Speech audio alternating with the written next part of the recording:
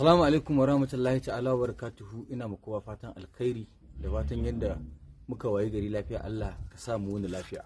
Sunana Lawal Ahmad Jarumi a masana'antar fina-finan Kannywood, Umar Hashim a cikin izzarsu. Jiya ana ta kira na mutane da dama daga garuruwa da dama na Najeriya, ana cewa an ce musu na mutu.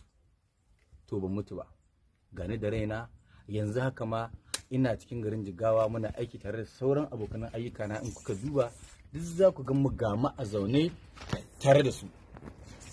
To saboda haka ina so in shaida ma al'umma musulmai masu kaunan mu cewa wannan magana da ake ta yadawa cewa Lawan Ahmad ya rasu, ya mutu, ko ya yi accident, ya yi hadari a mota, ya mutu, to ba gaskiya bace ba. Lawan Ahmad ina nan da raina, kuma ina so mutane su san cewa kowa zai mutu a rayuwarsa, to amma kowanne da lokaci.